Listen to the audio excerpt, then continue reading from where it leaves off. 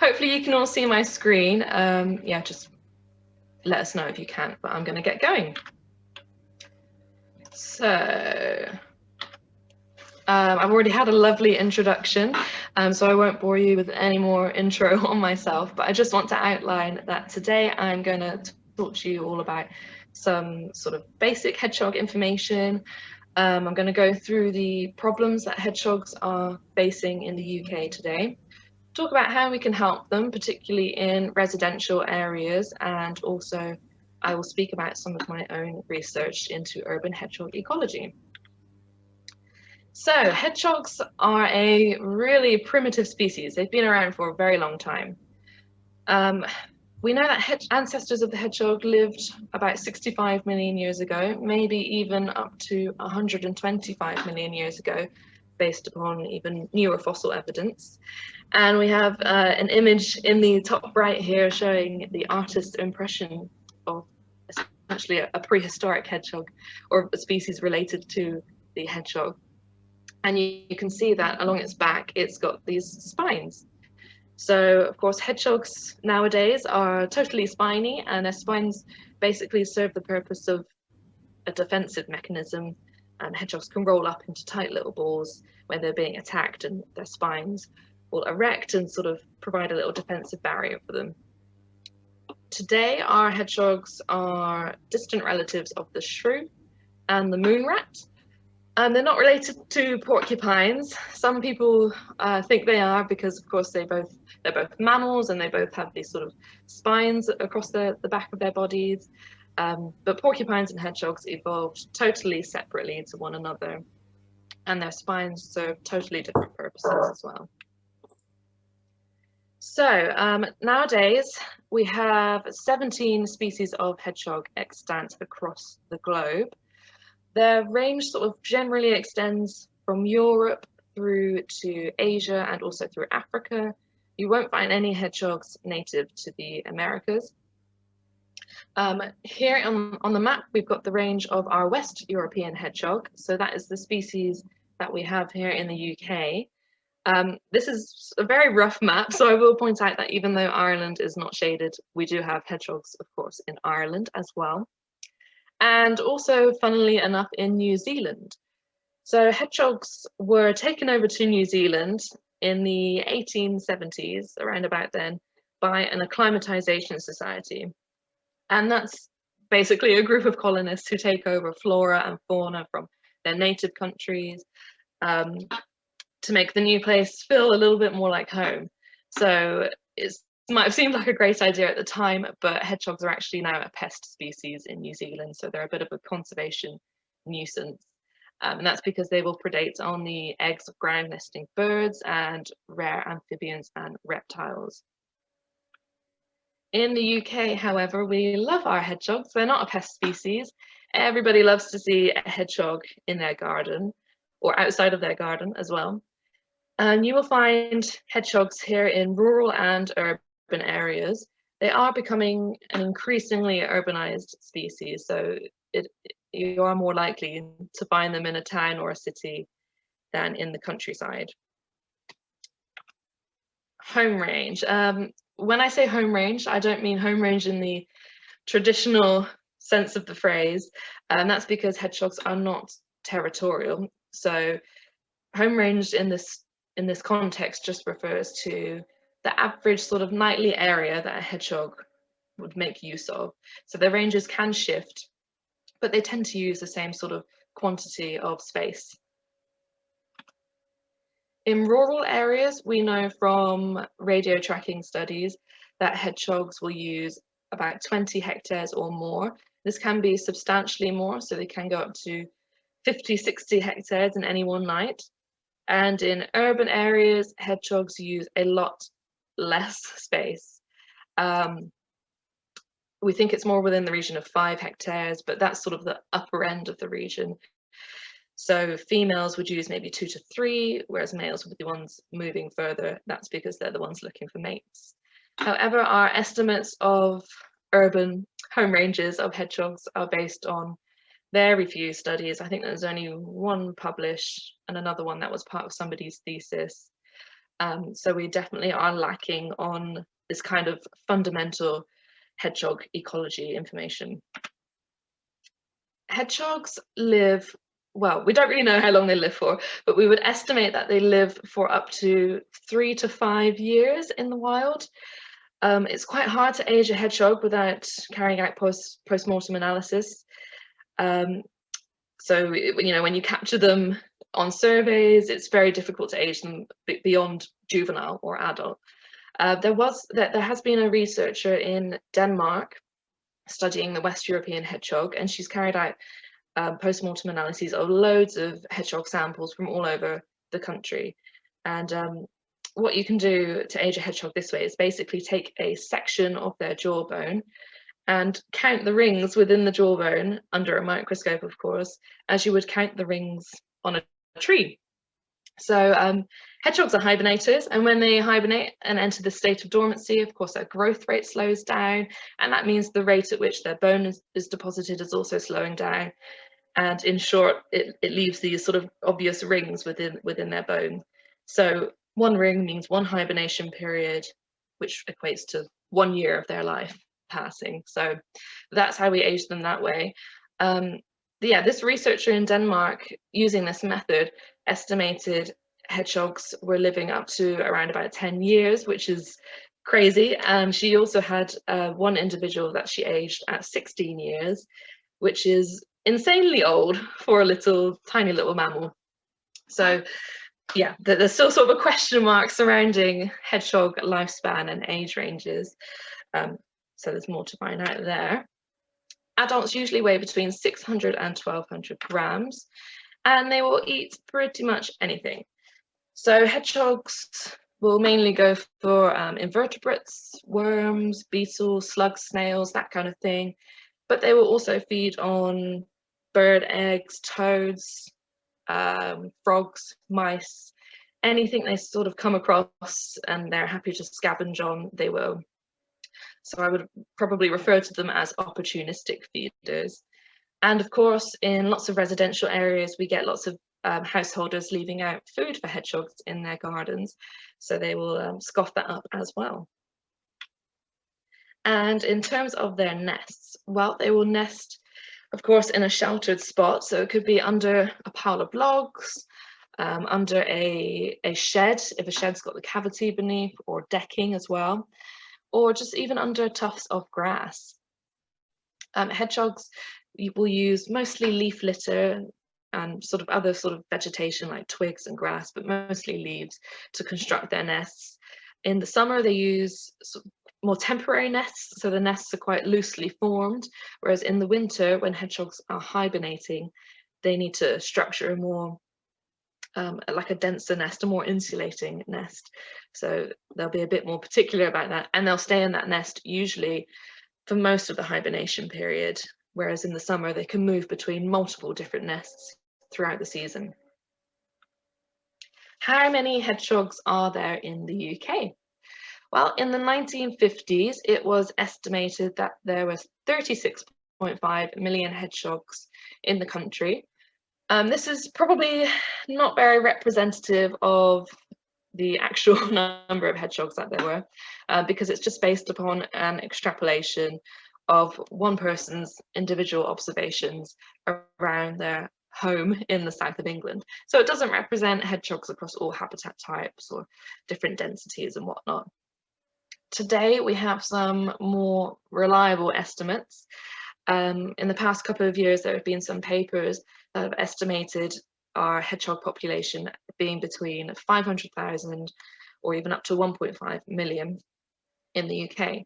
But either way, we know that hedgehogs are in trouble and their numbers are dropping. So how can we count them? Well, we have the more traditional sort of survey methods, first of all. For example, we have capture, mark, recapture. That is where you just simply go out and survey your study area and you mark any individuals that you catch so that they are, of course, identifiable later on.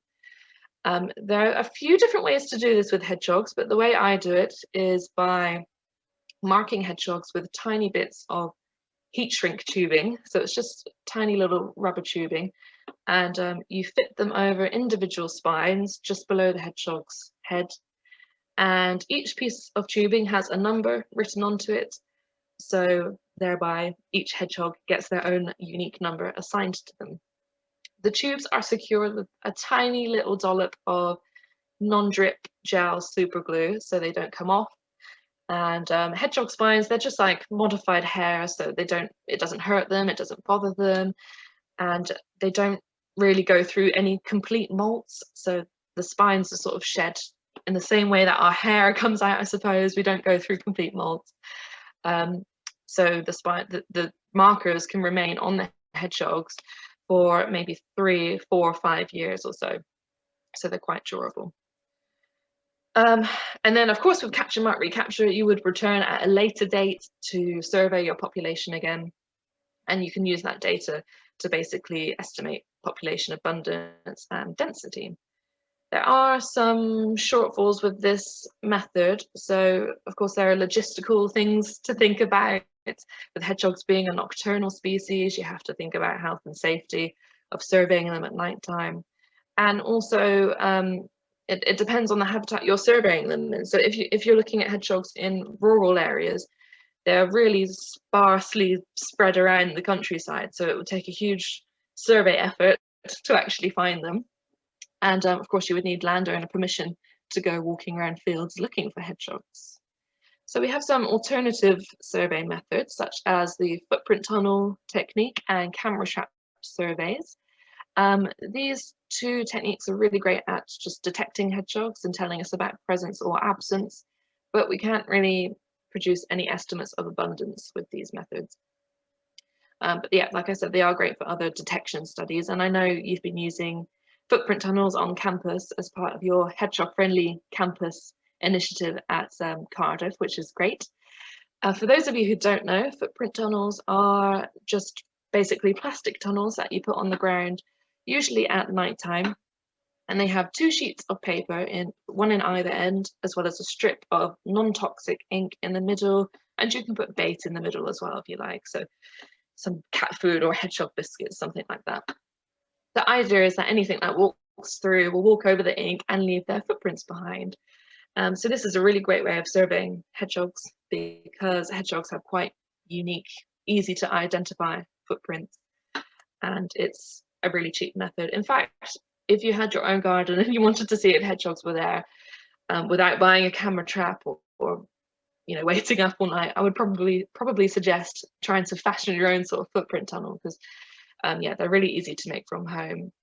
You can find a few tutorials online about how to make them. Other than those methods, we also can rely on sightings from members of the public to sort of get a measure of hedgehog population trends.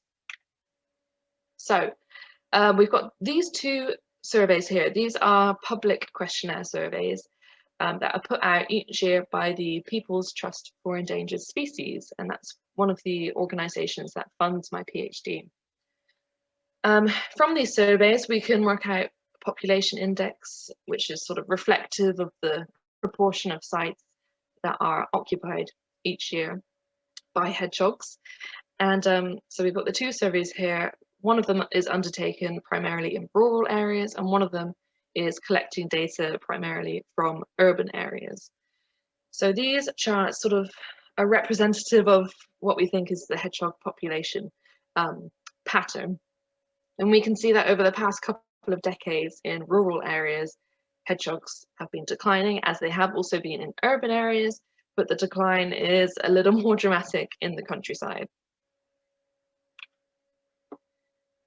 We don't quite know for sure what is singularly causing the decline, but it's likely to be a combination of factors. So I'm just going to run through these possible contributors for you now. First of all, we have badgers. Badgers have a bit of a bad rep when it comes to hedgehogs. To be fair, the data does kind of point a finger at badgers, but that's because, of course, where hedgehog numbers are low, there tend to be a lot of badgers or a lot of badger sets, and hedgehogs do actively avoid areas scented by badgers, so they don't want to be together, basically. Badgers are a predator of hedgehogs. They're basically one of the only natural predators of hedgehogs in the UK, because they have long curved claws. So they're sort of the only species properly equipped to uncurl a hedgehog when it's in its defensive curled up ball position. But we don't know if badgers might be driving a decline in hedgehogs because of direct predation, or whether it could be something more to do with out-competing hedgehogs in terms of their food source.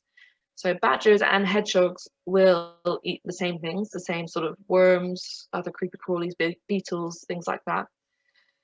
And badgers might just be a little bit better at hoovering up the food that they can find than hedgehogs are, especially in areas where the food supply might be a little scarce. So for example, in agricultural areas where we're seeing declines in insect abundance and diversity, badgers might just be better at sourcing out their food than hedgehogs are.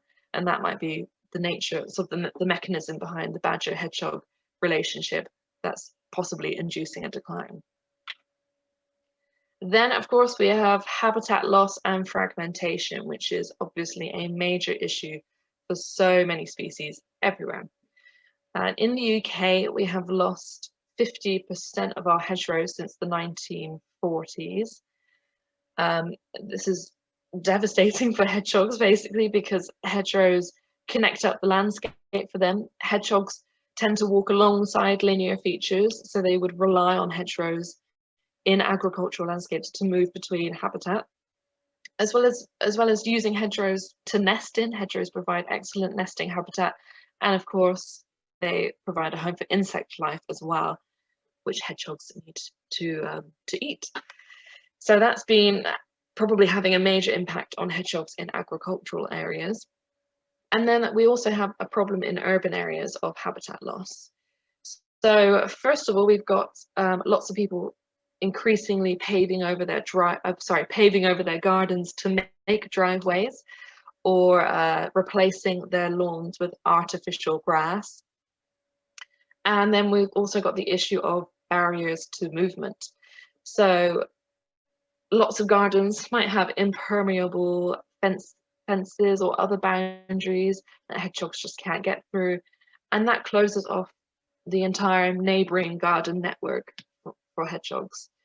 So this is a really important thing for hedgehogs. If they can't access all of these back gardens, then they are essentially forced out of the front to the front of the road, where they face other dangers, like road traffic, and they have to use more energy to find all of these back garden resources. So this can be, it's quite a major problem for hedgehogs, but it's very easily solved. Also, in terms of habitat loss in urban areas, we have, of course, direct loss to development and construction. So hedgehogs are a Schedule 6 species, which means they are not afforded enough protection for developers to consider hedgehogs when they are constructing things like new housing estates or commercial buildings or anything really.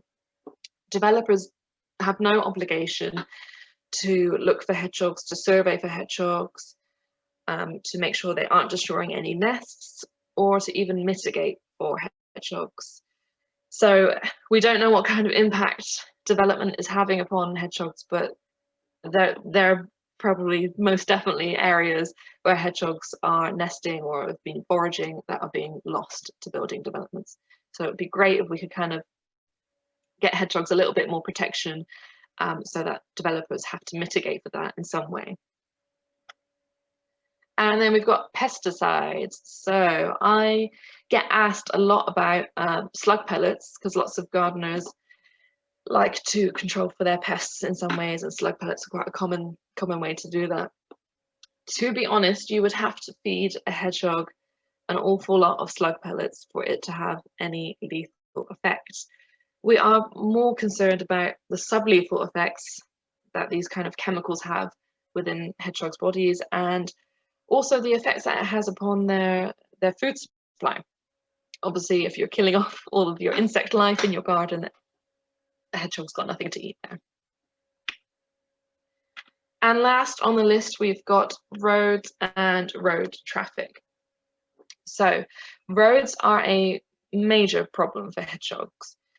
One paper has estimated that between 170,000 and 300 hedgehogs are dying on roads every year, which when you think back to the population estimates I mentioned earlier, which were between 500,000 and 1.5 million, those numbers of hedgehogs that are being killed on roads, it's a huge quantity, it's a huge proportion of the overall population in the UK. So yeah, that's likely to have major implications for hedgehogs, not just in urban areas, but rural areas as well. And roads also pose some other threats. So of course, we've got roadside pollutants, we've got artificial light and the noise produced by roads, and the hazard of cattle grids. So if hedgehogs fall down a cattle grid and there's not a way out, then they end up stuck there. So what can we do to save hedgehogs? Well, first of all, when it comes to badgers, we need to understand what will permit badger and hedgehogs to coexist in the same space. So we know that badgers and hedgehogs have lived together in the countryside for centuries, but there's something about their relationship now that's not working, and badgers are seemingly pushing hedgehogs out of rural areas. There is somebody who's studying badgers and hedgehogs at the moment for their PhD. I think they're based in Nottingham. So hopefully that will shine some light on this problem. And we need to mitigate the impact of roads somehow. So first of all, this involves implementing mitigation solutions. So we need to build wildlife tunnels underneath roads, or maybe even green bridges. And we could use really sort of simple tools such as road signage around areas of fatality hotspots for hedgehogs. Once these are implemented, of course, we need to study what effect these kind of mitigation solutions have for hedgehogs and work out if they're helping to curb the fatality trends, or how they're affecting local populations. And in terms of habitats, well, obviously we would like our rural landscape to be a bit more better connected, with lots of hedgerows and trees interspersing agricultural fields, with woodlands and more natural habitats in there as well. We do have the countryside stewardship scheme that's run by the government, and that basically incentivizes farmers to add biodiversity benefits to their land. So for example, plant hedgerows or install nest boxes, amongst other things. It's not just for biodiversity. This scheme is a little bit controversial. I won't comment too much on it, but it's been hard for farmers, and I know it's probably not had the most amazing benefits for wildlife either. There's not much evidence out there sort of demonstrating what impact this has had, but hopefully in some capacity it has helped biodiversity. My sponsors, the People's Trust for Endangered Species, they also work quite closely with farmers. I know they go to agricultural fairs and conferences, and they have some guidelines. They've made some guidelines for farmers about hedgehogs and conserving hedgehogs within agricultural landscapes. But what can we do in residential areas? So there are loads of ways you can help hedgehogs from your own home. First of all, if you have a garden, please make sure it's hedgehog accessible. So whilst this seems like the most obvious and simple thing to do, I cannot stress how important it is for hedgehogs. So when you open up your garden for them, you're opening up your neighbour's garden, and maybe they've got a little hole somewhere as well, and it just connects a whole network of back gardens.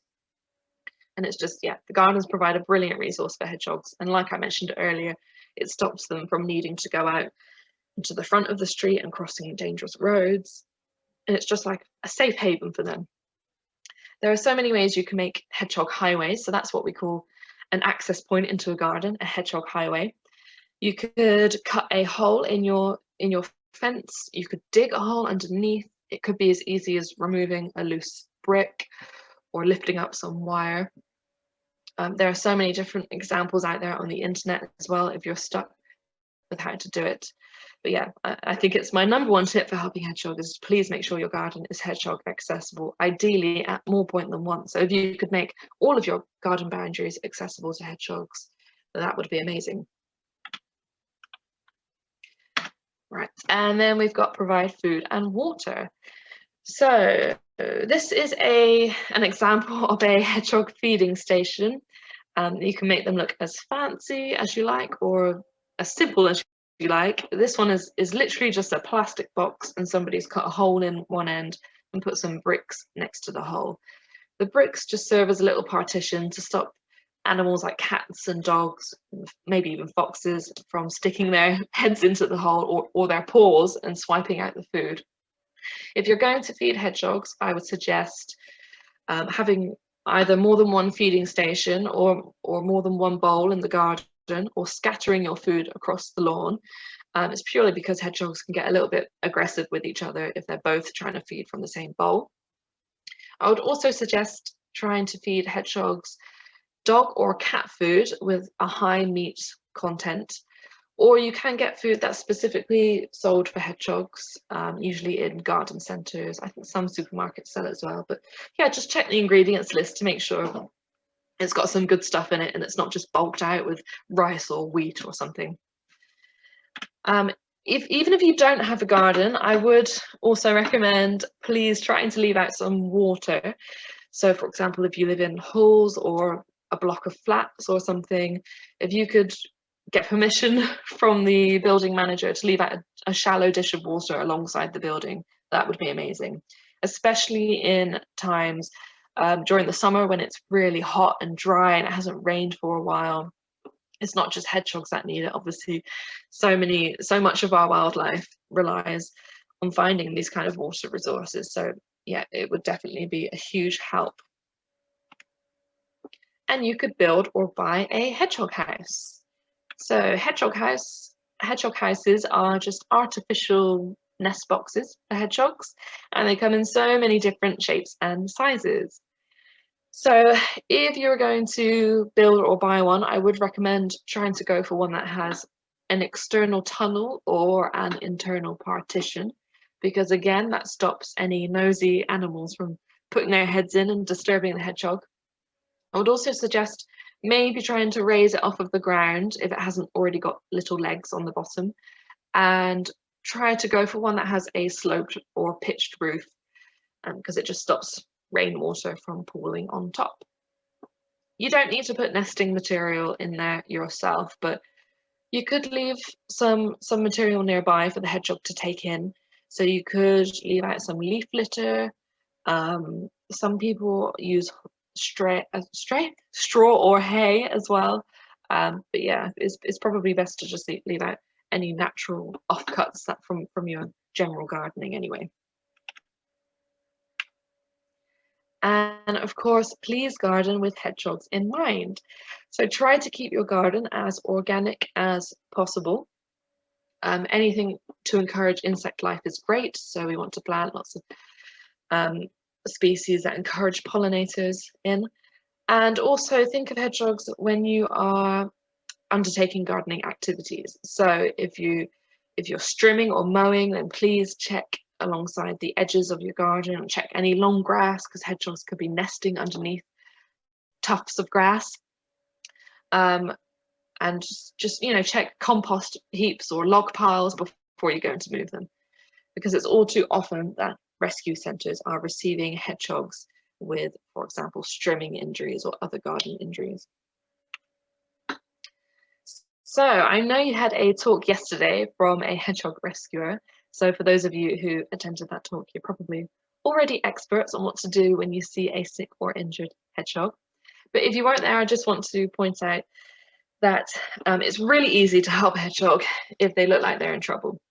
So please phone your nearest wildlife rescue, and usually they will do like a little over the phone assessment with you to work out whether or not the hedgehog needs medical care. If it looks like the hedgehog, if it's moving off into the next garden quite quickly or something, then it's fine just to gently pick it up with gloves and secure it in a open, high-sided box just while you phone the rescue, because you don't want to miss it, you don't want it to be too late. Hedgehogs out in the daytime might not be sick. So of course, hedgehogs are nocturnal, so it can be a concern to see them walking around in the middle of the day. However, if the hedgehog is walking somewhere with determination and it looks all right, then it probably is fine. Hedgehogs can sometimes take a little break from the nest if they are nursing young, and they can also move between nests as well. Perhaps if they've been disturbed by a gardener somewhere else, they might be running off to the next nest because they do make use of more than one nest. However, if the hedgehog is wobbling or looking lethargic and just generally ill, or if it's really young as well, then it's definitely something to be worried about. Okay, so for this last part of my talk, I'm going to speak to you a little bit about my own research. So my PhD is solely focused on urban hedgehog ecology. We don't know a great deal about hedgehogs in urban areas and how they use urban areas and what features are important to hedgehogs here. So the general aim was to sort of gather this information so that we can apply it to on-the-ground conservation strategies. So my PhD is funded by the People's Trust for Endangered Species and the British Hedgehog Preservation Society. And these two charities, well, it's in the name, they work very closely with hedgehogs, and they do so much conservation work for hedgehogs in the UK. So hopefully my results can help them with implementing new conservation strategies. So these are some of the questions that my PhD was looking to answer. So for example, I wanted to look at existing sort of conservation mitigation tools that are out there for hedgehogs already, such as hedgehog highways and hedgehog nest boxes or hedgehog houses. And I wanted to look at other things such as how hedgehogs are using the urban environment, what kind of habitats they are selecting, and whether or not there are any features that are obviously important to them that we could then translate into conservation sort of guidance. So today I'm going to talk to you briefly about these two studies. So first of all, on the left, we've got a study of urban hedgehog population demographics. And then on the right, I have highlighted the study about hedgehog habitat use in urban areas. So first of all, we have the hedgehog population monitoring study, and this is the one looking at basic demographic variables. So I carried out my studies in the southeast of Reading, which is just highlighted there on the map, in a very sort of typical suburban area. So it was just made up of lots of housing estates and a couple of schools and shops, just totally your average suburban kind of landscape. The basic idea of the population monitoring study was to gather some information on population parameters such as density, abundance, survival rates, and just things like sex ratio and weight ranges. So whilst they seem like, I suppose, relatively straightforward characteristics to study, we are really lacking this kind of fundamental data on urban hedgehogs. We know about a lot of this stuff for rural dwelling hedgehogs, but we just don't have this for hedgehogs in towns and cities. And the studies that do report on some of these factors are usually short-term studies carried out over a couple of months, or they might be studies specifically focusing on hibernating hedgehogs, for example. So there's a bit of a gap to be filled there. And this data is so important because it can be applied to population modelling and other modelling studies, and we can use it to sort of project population trends, I suppose. So I monitored my hedgehog population in Reading over 4 years during their active season. So of course that's when they're not hibernating. So it's usually between May and October every year. And I did this using capture, mark, recapture. In the same way that I explained earlier, I would just mark each animal with this little heat shrink tubing method. So hedgehogs were captured by hand. I would essentially just walk a transect route through my study sites, during the night. If I'm lucky, I'd have volunteers with me as well. And yeah, we just literally capture hedgehogs by hand when we see them on pavements or in green amenity areas, anything like that. We didn't need access to back gardens because when you go looking, hedgehogs can actually be relatively easy to find in towns in the middle of the night. So when we caught hedgehogs, they were weighed and sexed and marked, and they would also undergo a standard health check as well to make sure that they're not too ill to be released again. Sometimes I did have to take hedgehogs to a local rehabber, but that was a very rare occasion. Usually they were all lovely, healthy, happy hedgehogs. You can see here that they're fairly easy to work with. I didn't need to restrain them in any way or anything like that. Hedgehogs are super calm and not aggressive, and they're such lovely little things to work with because they make the job really easy. Once we recorded everything we needed to, hedgehogs were released back where we found them. So it's all done on site when we catch them in the moment. And it literally takes about 10 minutes to process one hedgehog. So we don't want to hold on to them for too long. We just want to let them get back on with their thing. So over the 4 years, I found 110 different hedgehogs, and some of them were caught more than once. I'd say probably about 2/3 of them I would re-encounter at later dates, whether it was the same year or the next year, or even 3 or 4 years later. So there were about, I think, around 250 capture events altogether. Using that data, I can look at things like I mentioned earlier, such as survival rates and population density. But I can't speak too much about that yet because I'm still kind of assessing my results backwards and forwards with my supervisor. But I did want to show you this graph. So this shows the hedgehogs I caught for all years pooled in each month. So it shows you the proportion of juveniles caught and the proportion of adults caught. What's interesting about this is that we can see the juveniles are in the purple and blue bars. We can see that in October, I was catching more juveniles than adults.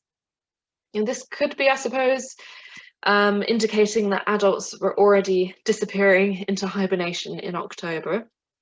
But I think it's a little more likely to be indicating that we're seeing lots of late litter juveniles being born later in the summer, even into autumn. So hedgehogs usually start breeding as soon as they emerge from hibernation in spring, and you'd expect to see influxes in young, usually around May, June, and July.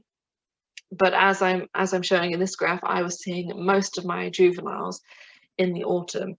So it's a little bit of a concern because when hedgehogs are small leading up to hibernation, there's a risk that they won't build up sufficient fat reserves to survive the hibernation period. And year on year, we're seeing lots of wildlife rescues taking in more and more juvenile hedgehogs to overwinter. So yeah, it could be a major problem because we don't know what kind of population level effects this has.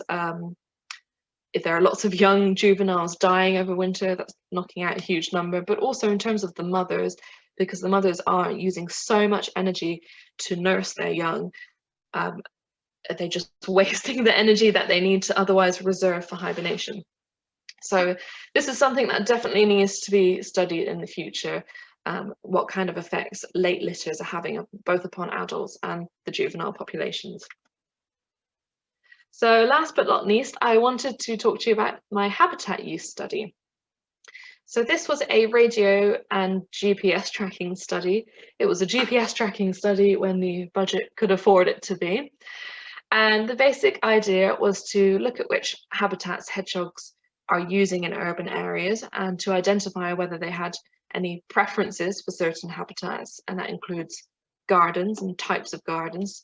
So were they preferring to use detached gardens or semi-detached and so on.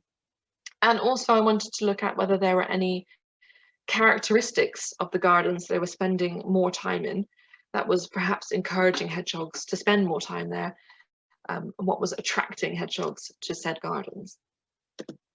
So the way I conducted this study was by, of course, radio GPS tracking hedgehogs, mostly within the same study area as I showed you on the map earlier.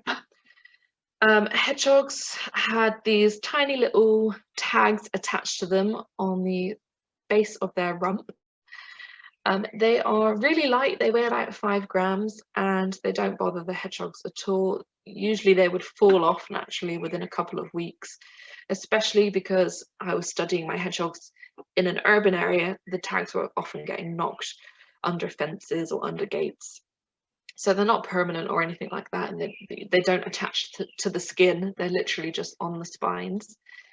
And of course, I must point out that this is all carried out under license from Natural England, so you can't just go out willy-nilly radio tagging these hedgehogs. And the kind of data that the tags give us is shown or demonstrated here. So these dots show the locations of the same hedgehog on one night and on the second night. The locations are recorded every 5 minutes. So with this, we can, as I've done here, plug it into a GIS software and look at which gardens hedgehogs are in, which gardens they've been moving between, how many gardens they've been using, and what other habitats they're using in the urban areas as well. And also, of course, we can estimate hedgehog home range or nightly movement range with this data too. I also went back to my survey area and carried out loads of questionnaire surveys with as many householders as I could to gather data on their back gardens and their back garden characteristics, so that I could then look at that data versus the movement data, in particular look at how long hedgehogs are spending in those gardens and whether that's related to any of the features that the householders told me about. So overall, I tracked 28 hedgehogs over 112 nights. This study was carried out over a couple of years, so I did probably half of the hedgehogs in 1 year and the other half in the next. I found that hedgehogs were using between 0 and 27 gardens per night. So that's quite a chunky range. I will point out that the 0 garden use, that only happened on 2 nights. So most hedgehogs were using gardens every single night. And only 2 hedgehogs used more than 20 gardens, and they were both using the same area. So I think they were just located in a particularly well-connected garden area. So on average, I think most hedgehogs were using less than 10, but it's still quite a high number of gardens. You can see how they need such good access in between back gardens to be reaching that many in one night. Habitat selection, I found using something called compositional analysis. It was found to be non-random. And then the analysis basically ranks habitats in terms of how well used they are relative to their availability. So using that, we could see that hedgehogs were selecting the gardens of terraced houses more than any other habitat relative to its availability. So they were showing a high preference for using these types of gardens. It might be because terraced houses usually have smaller gardens than perhaps detached houses. So, of course, if a hedgehog was covering 100 square meters of terraced houses, they might come across more gardens and therefore more feeding stations, more nesting resources, more mates maybe. Whereas if they were using the same area of a road of detached houses, maybe they'd only reach 1 or 2 gardens. So that might be why they are selecting areas with terraced houses more. Also, like I said, I wanted to look at the features that might be affecting why hedgehogs are spending longer in certain gardens. So from a very rough preliminary analysis, I have so far found that hedgehogs are spending significantly less time in gardens where foxes are present, which is a little unexpected, I suppose, because foxes aren't really considered to be a major predator of hedgehogs. they're probably more likely to scavenge on hedgehogs or maybe attack a vulnerable, ill hedgehog rather than healthy ones at nighttime. So yeah, that was a bit surprising. But I also found that hedgehogs spent significantly more time in gardens where food was left out by the householder. So obviously that makes sense because if a hedgehog is spending time at a food bowl, they're just going to spend more time in the whole garden as on the whole. But it just reiterates how important artificial food sources are for hedgehogs. And yeah, it sort of highlights that they might well be relying on supplementary feeding in urban areas. And maybe supplementary feeding is key in encouraging hedgehog population growth in urban areas because we know they're doing so well in towns and cities. I expect artificial food sources have something to do with it. So just to wrap up, what can you do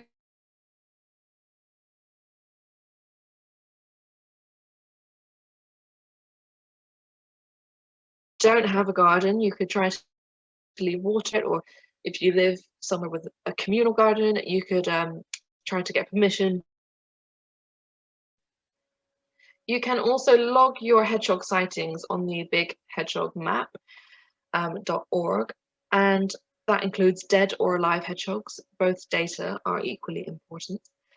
And please watch out for sick or injured hedgehogs because they do need our help, and it's so easy to save a hedgehog's life. Like I said earlier, all you need to do is phone up a wildlife rescue. Even if you don't have access to transport, usually they will try to help get that hedgehog to them. At least our local rescue in Reading does. I know when they've got people reporting hedgehogs without cars, they often put out posts on Facebook, like a call for help for other local people to volunteer to bring the hedgehog over. So please don't be put off by the fact that you don't have a car, because I'm sure there is somebody out there willing to help. Great, well, thank you very much for listening. I've got my email address up there if you have anything you want to talk about after the talk. I'm also on Twitter if that's any easier, but otherwise I'm happy to take some questions now as well.